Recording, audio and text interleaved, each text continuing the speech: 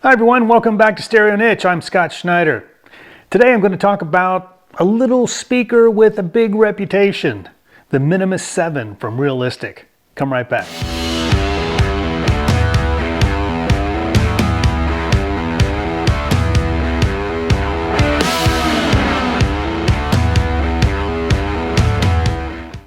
All right, well, let's talk about the speaker I have had for longer than any other. The Minimus 7. The Minimus 7, I bought my first set in 1983 or so, and I actually bought them to mount in my car. I had a 1976 Monte Carlo, and I needed some speakers. I needed to make that thing rock. And so I bought this set right here, and they were, I think these originally came out in '78, and they were about $50 a pair. That's what I kind of remember paying for mine. I think you get them on sale for about $40, occasionally. They were run on sale quite often.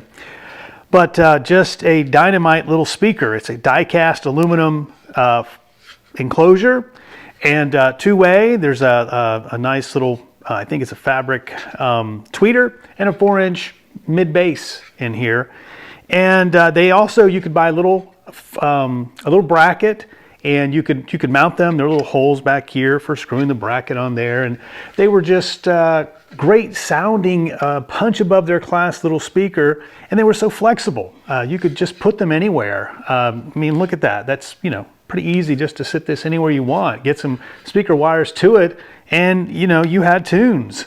So I had these mounted in my car for, I don't know, a few years, I guess, and eventually I went to sell the car, but the speakers stayed with me. I took them out and kept them. They are, I think they sold millions and millions of these. They're extremely popular. There's even a small group of folks who like to modify them and tweak them a bit. So there's a lot of interest out there in the market. They've just been around forever. You can find them. I have 3 sets of the black ones. I found they came in a black, a silver, and a white, I believe, in the metal cast cabinet.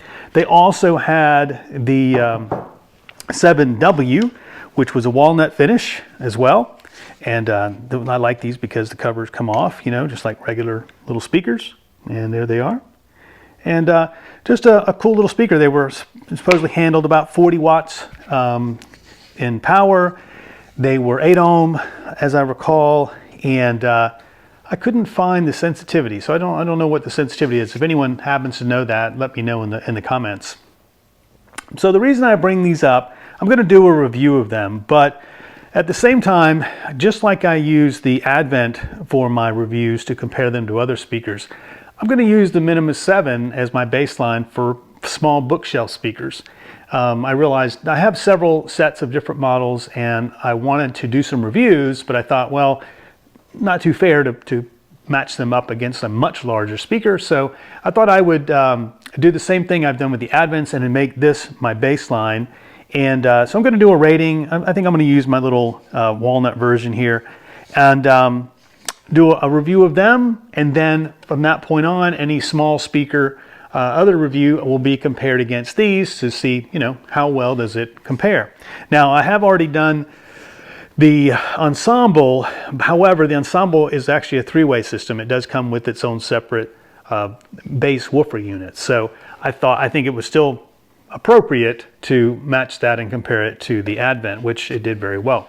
So going forward, for any standalone small speakers, I will compare them just head to head with the little Realistic Minimus 7 and see how they compare. So anyway, let's start with this one, and let's see how it performs, and we'll get that started, and I'll come back to you very shortly. Thanks.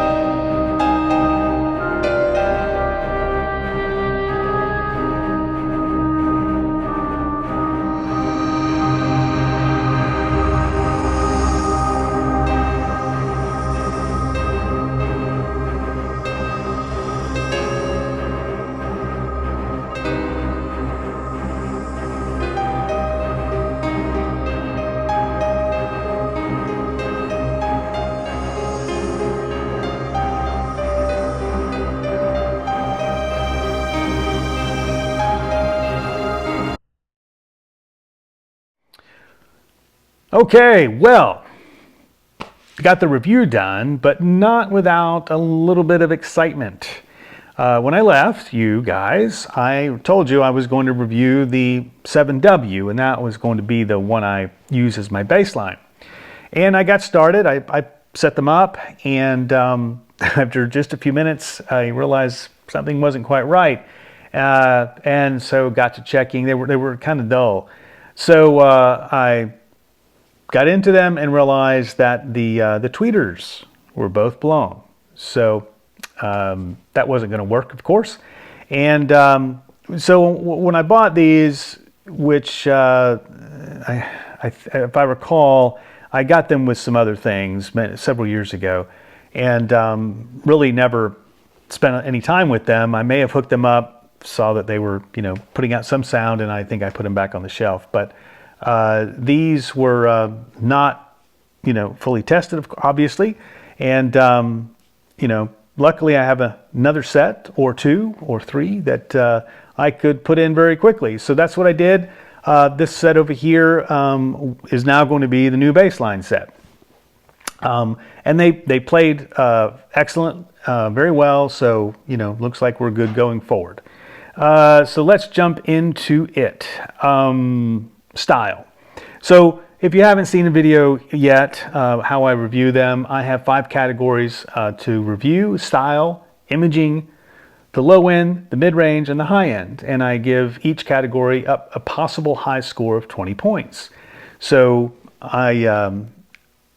looking at these, there's not a whole lot to talk about on styling. They are built pretty much indestructible. They're built, very well. I don't think I've ever seen any that probably couldn't be restored. This is about the most damage I've seen, is a little bit of denting on the front grille, but the majority of them are still in pretty good shape. Nothing that a little bit of spray paint couldn't solve for the most part. Not a whole lot else, I guess, you could have done with this. Obviously, cost measures were taken here, but wow, what a pretty durable, enclosure. But anyway, as far as style is concerned, they can pretty much blend anywhere, but not a lot of other things to say about the styling. So I give it a 12 out of 20 points. Not harsh. I've seen some actually speakers that were just really ugly, and they don't fall into that category. But 12 is what I gave them to start off with. Now, moving into imaging.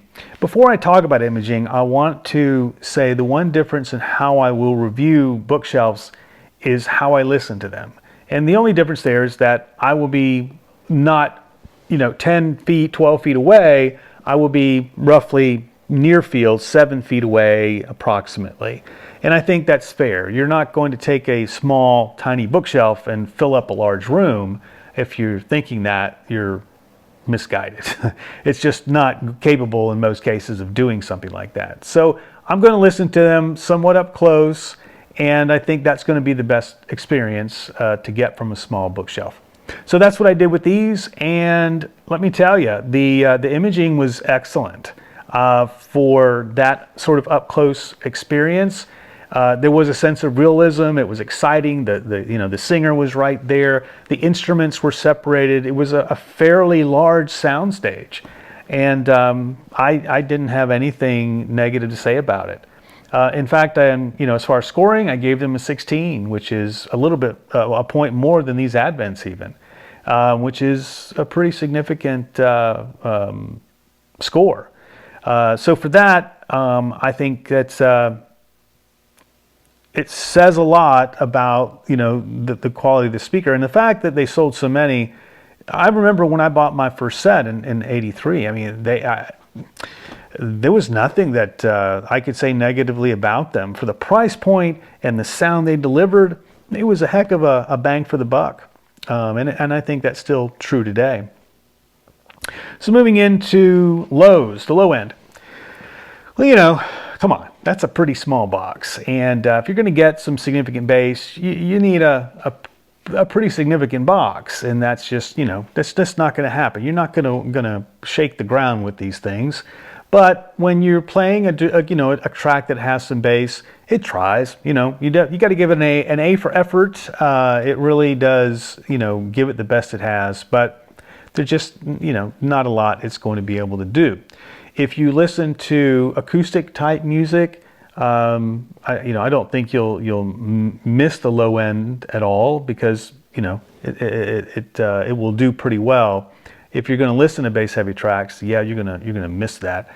They, of course, hooking up a small sub completely changes the whole dynamic. If you could, hook them up and hide that, you could put that bass unit pretty much anywhere, and they would just become a whole nother set of speakers.